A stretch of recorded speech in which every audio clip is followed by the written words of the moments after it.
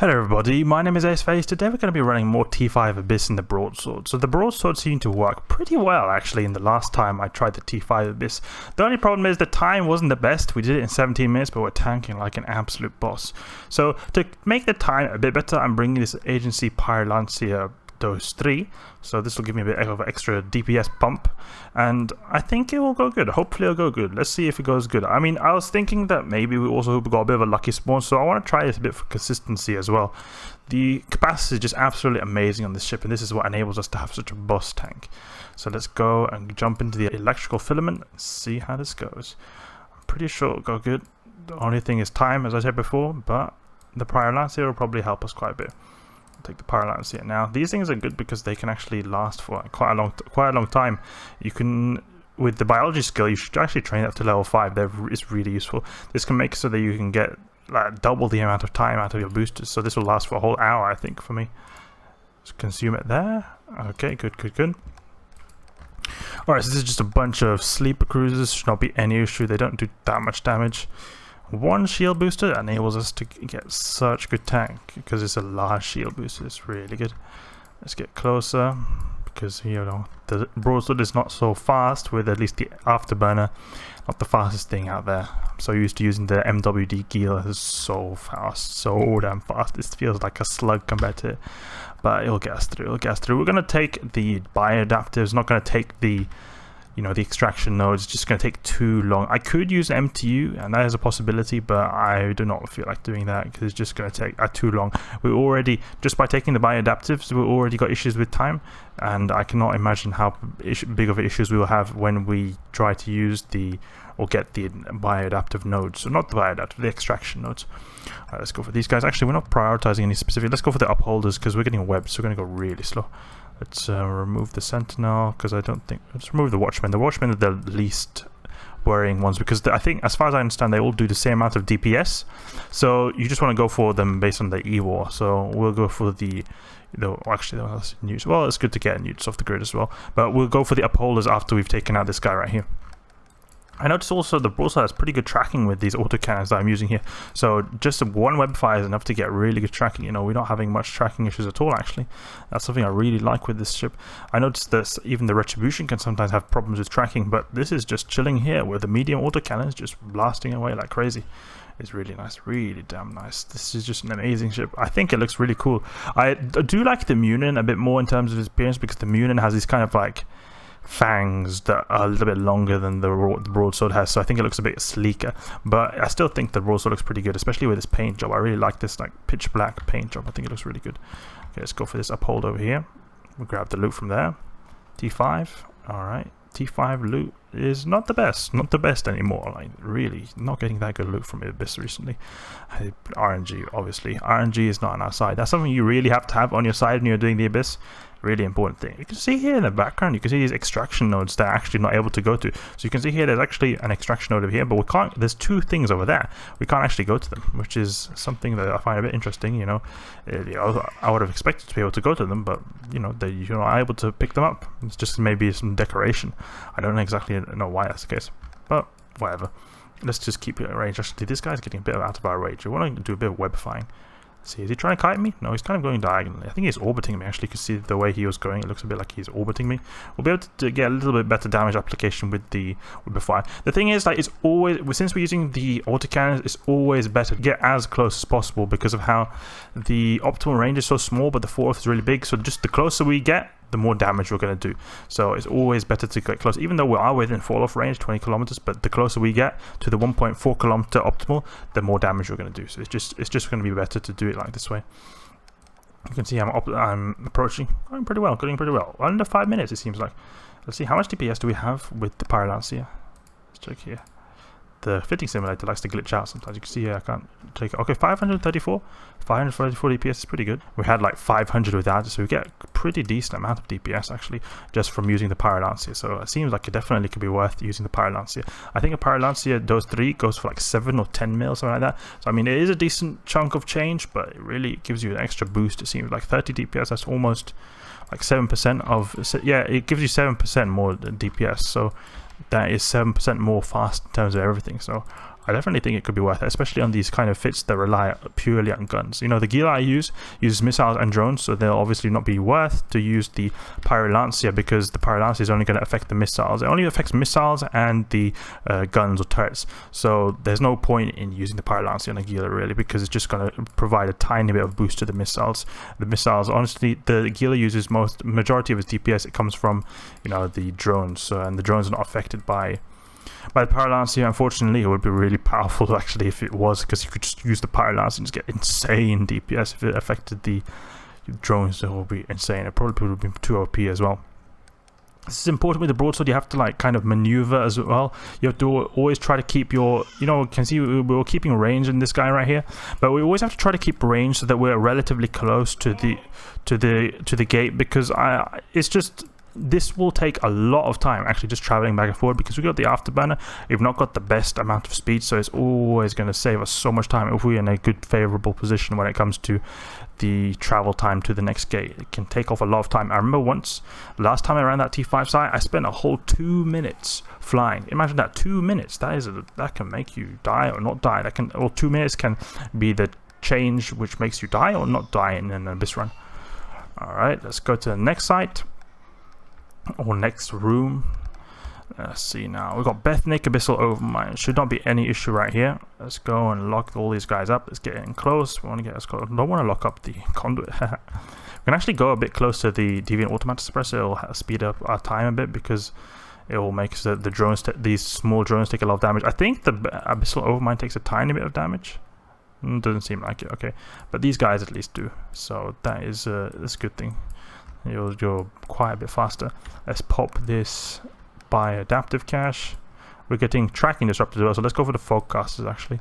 Fogcaster, because they're making our optimal range quite small actually. Unlock these gaze dimmers because we don't need them anymore. Alright, Fogcaster, Webify them. Ooh, that one shot right there. That was so nice with that one shot. Webify this guy. Why isn't it webifying? There we go. It's lagging a bit. Okay, let's get the by adaptive. Go in here. Okay, gaze dimmers now. We're getting really crap loot, honestly. T5, 5 mil, that's so bad. Okay, let's see now. Gaze dimmers there. Just take out this guy. Very easy. You're basically like one-shotting these guys. It's so efficient, so good. This broadsword has just got so powerful guns. So good tracking as well with the Webifier. It's amazing actually what you can do with this.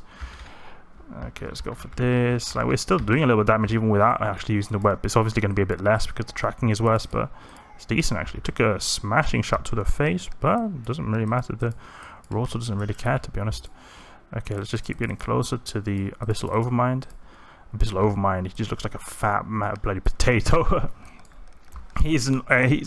Dominic's honestly just, I think it's just an ugly, really ugly ship, but it is a really versatile ship that you can do a lot of things, because the Dominic's like the ship, the Abyssal Overmind it's got good drones. You can get good hybrid turrets, good slot layout. You can do a lot of things. It's a really good mission running ship actually. Some people even say that the Dominic's is better than the Kronos actually at mission running, because of how the Kronos it mainly uses blasters, so it has very short range, while the Dominic's can use drones, and drones obviously have really good range because of how they can just fly all over the place. You've got a really good range coverage of that, so it's very useful in missions.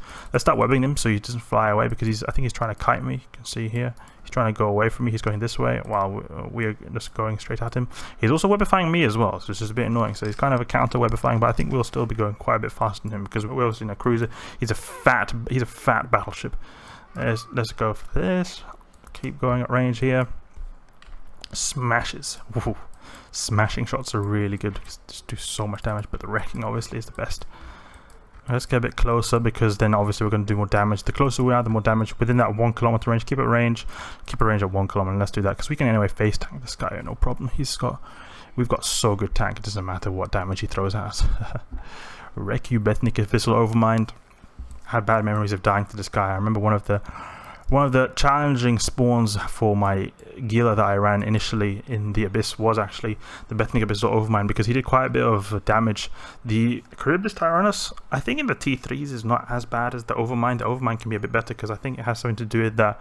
The Overmind has a lot more EHP, so it's going to be harder to get through him, while the Charybdis in the lower tier filaments has quite low HP, so you go through a Charybdis quite quickly.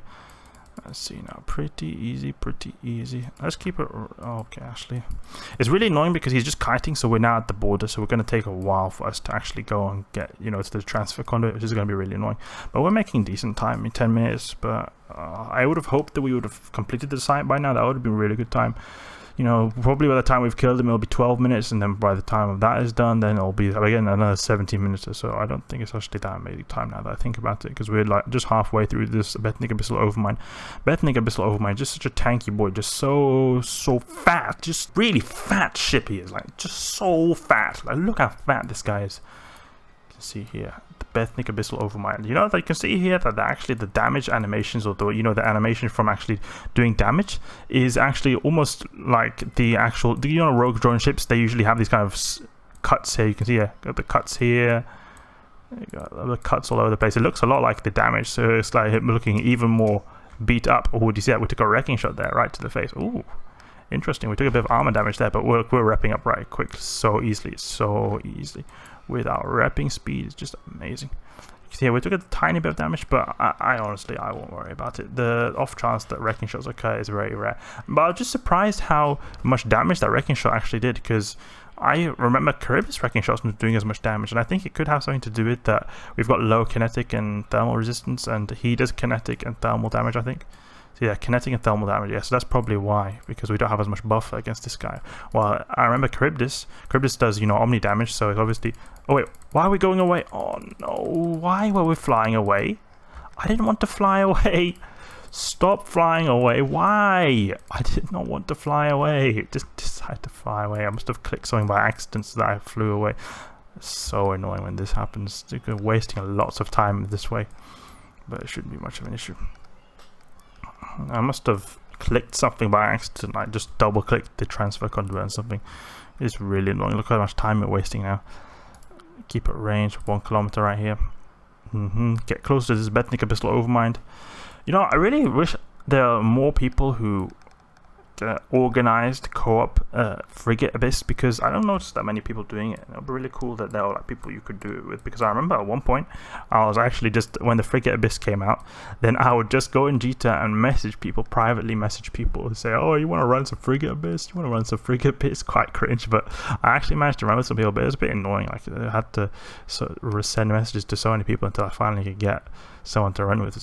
It would be good if there was like a matchmaking system, but then again, you know, if there's like some kind of matchmaking system for Frigate Abyss, then I can imagine there are going to be a lot of griefers, and probably people will not want to do that. But then again, you know, you could maybe put like a warning disclaimer, you know, doing this has a risk that people will troll you, so you don't want that to happen. Well, I mean, it could be, or you could also just make it just straight up, so that in the Frigate Abyss you can't attack each other, like it doesn't work. That's also an alternative, you know, just to prevent people from just unnecessarily griefing. It can make the weapons just not work when you shoot them on your friends. So that could also be an alternative. But then you could maybe have people grief them so that, you know, they just suicide or they just leave the guy to die. So, but I really think some kind of matchmaking system for the co-op Frigate Abyss would be really nice. That would be really good, actually. If they do add that, I'd be running a lot more Frigate Abyss, because the Retribution is really nice, but it can run T3 solo, but not so consistently. T2 is with the optimal, it seems like, to do them solo. And T3s, however, with the Retribution go so fast. It's really nice. So having someone to do those with would be really good. Obviously, I have people that I do them with, but it's just that, you know, when you have, there's like, you have to have like friends that, and if you're organized with them, that okay, we're going to meet here, you're going to run this fit, this and that. It takes a lot of time, you know, Well, if you have some matchmaking system, it just does it all for you. That'd be really good. So you find someone who's already, you know, interested in it, and it'll probably be good because you'll make friends as well. Oh my god, the time is not looking good here. Well, maybe we'll actually die to time. Actually, look how bad the time is. What is this? 6 minutes left? And not at all good time. Actually, we could actually potentially die here, actually, because of the time. That mistake I did could cost us actually my ship. I really do not want that to happen. That would be really embarrassing. We may actually have to overheat a bit. How much damage do we have if we overheat? Let's see now. 618 DPS overheated. Okay, that's good. Okay, so we get quite a bit of DPS from overheating. So we'll have to overheat a bit probably in the end if the time is an issue, or we get lucky spawn, you know, with the rogue drone battles or rogue drone frigates or something. No, you know, I noticed something actually that if we go in the skills here, the traits, and then we can see the medium projectile fall off, so we get more fall off actually from training up the heavy interdiction crews. So that could also be a way to technically, or not technically, like quote unquote increase our DPS. We'll be able to apply DPS faster, and they'll make the sights go a tiny bit faster if we have a better fall off. We'll have 10% more. So we'll maybe get 22 kilometer fall off instead of 20 kilometer, because I think I've got heavy interdiction cruisers level 4. Let me just double check here. Go on our skills, heavy interdiction. Okay, yeah, no, I've actually only got level 3, so okay, I'll have like 24, 25 kilometer fall off. So that'd actually be really good. We'll get a lot of fall off from actually getting that to level 5. So that could, if you're really hardcore about the broadsword, then that would be an alternative. Oh, this does not look like a good room. We may have to, we'll probably have to overheat here, I can imagine. Let's go for the Ephialtes confusers, because those guys are going to cause us to do less damage, and then we'll go for the dissipators after that. Actually, obfuscator, we don't need that guy. Spearfish is absolutely no problem at all, because they just, you know, scram us. We don't need to do anything with scram. Okay, let's see now. Confuser. Okay, let's go for this one. He's the closest. We'll start blasting him. Alright, already doing damage. That's really good. Okay, good. We'll start webifying him soon. Yep, there we go. And we're going to take more capacitor, because there's massive orange cloud here. We're going to try to maneuver through it, actually. Oh, he's going down pretty quickly, actually. Surprised. Usually there's a bit more Ephialtes here, but there's actually not so many, so that's really good. Probably lucky in that regard. It's kind of random how they are Ephialtes and not Ephialtes. But then, actually, it's good that we've got an Afterburner here, because I think we are reducing Charybdis' damage quite a bit, because we've got an Afterburner, so we're able to, you know, speed tank a bit better than an MWD, where we have a massive signature radius. Here is, you know, it's sort of smaller, so it's a lot easier to avoid that. Let's actually go. Let's not web, because then they'll have a harder time keeping a range of this. Because if I web them, then they'll probably go further away, and then we'll be doing less damage. Because I think the signature radius of these guys is big enough that we won't have any issue hitting, even if they are, you know, going at a normal speed. It's only that their range is going to be a lot shorter, and if the range is a lot shorter, then obviously because of our fall off, we're going to do a lot less damage that way. Oh, the time is horrible, right? Oh, we took a wrecking shot right to the face right there. Okay, I do not think we're going to survive this, guys. I do not think we're going to survive this. This looks very difficult. It's just that, but I Charybdis and that rogue drone over mine did not go well. That didn't go well at all, actually. Probably was because of that one mistake I did where I went away too far. Unless we maybe overheat our way through this Charybdis right here. We're going to have to make our way directly towards Charybdis, actually. Just going to have to go straight ahead into Charybdis. Because it's just ridiculous, actually, how much time it just takes to do any kind of damage. Really ridiculous, actually. Let's wave this guy just to get him just dead straight away. There we go. It's just so fast, but then it just that rogue drone battleship just took forever. You know, these cruisers are dropping like flies, you know, so easy. But then you got this battleship that just takes forever. Okay, let's start shooting. We'll overheat when we're really close, actually, because I don't want to waste overheating power on when we're already out of range, so we won't get so much. We want to get the most out of our overheating. 2 minutes. Can we kill Charybdis in 2 minutes and go to the origin conduit? I'm going to be completely honest, I don't think so. I have high hopes, but I don't think we'll be able to pull through, because it's just not enough time. 2 minutes is barely enough to even kill him, let alone go back to the origin conduit, because of just how damn slow we are. Okay, let's start overheating a little bit. Also webify this guy a little bit. Webbity webbity web. Just keep an eye on our damage. Take another wrecking shot to the face, actually. Pretty mean how this Charybdis is really powerful in terms of wrecking shots. Let's stop overheating for a second, just keep the highs cool, keep the high slots cool. Okay, let's see now. 1 minute and 30 seconds. Really bad. You know, I thought in the beginning that we had pretty good time, but this is actually horrible time. This is again why the broadsword does not seem to be that good. It's just like it has an amazing tank, but because of the lack of DPS, look here, we've got full lows all dedicated to damage, and we're still not got enough DPS. If we had, say, we had 600 DPS, that'll probably be enough. But since the DPS is like average 530 and the range is not that good, we're gonna have to spend a lot of time burning out. Like if we had 530 DPS and let's say we had like 40 kilometer or even 50 kilometer range, then it'd be amazing, because with that range, then we would be able to start doing damage a lot quicker, and we would save a lot of time that way. But now we have to like get close, and we waste a lot of time traveling. Maybe you won't seem like that, but we are wasting a lot of time traveling without wrecking shot. These wrecking shots are all over the place. Okay, let's start overheating again. Oh, 40 seconds. Yeah, wait, I don't think we're gonna make it. Yeah, I was pretty correct in the prediction right here. Look, it seems like we've barely got enough to go through his shields, the main HP pool. So I maybe think we'll be able to kill Charybdis, but I don't think we'll be able to get to the gate in time because just it's too far away. Afterburner, we'll have to maybe overheat the afterburner, but it's like only 10 seconds left. Yeah, 15 seconds. Okay, let's start overheating this a bit because we've got a lot of heat damage actually. Okay, see, that's 78%. Okay. Okay, let's make our way to the origin conduit. Okay, 2 seconds, 1 second. Yeah, dead. Yeah, I hoped we could have pulled through, and I was pretty confident that we would have actually, you know, completed another T5, but it was just unfortunate. The unfortunate thing is that I did that mistake with the, you know, the Abyssal Overmind, wasted a lot of time there. And then also, just in general, the Broadsword has not got the best DPS. It's got like pretty average DPS. But then combined with the short range of the Broadsword, that makes it even worse because there's a lot of time wasted traveling to actually apply the DPS. So it's really annoying. Maybe it would have been better if we had an MWD. You know, that could also be a potential. Maybe we tone down a tiny bit of the tank for an MWD. That could be actually an alternative. If we look here, go into our Broadsword right here. Let's see if we can actually just put a little MWD if there's enough space, because we've got quite a bit of power grid to spare actually. So if we're going to 50 MN, the Gistum B types are the really good ones. So we need a bit of CPU. So maybe we can actually install a CPU implant, and we can actually get this because we can actually use the Gistum B type 50 MN. But it'll just be, I don't know. We can try that next time actually. Let's try that next time. Next time we're gonna try the Broadsword with an MWD. Hopefully that'll be a bit better. Anyway, thanks for watching, guys. Hope you enjoyed this video. If you did, please leave a like and subscribe. I'll catch you guys later.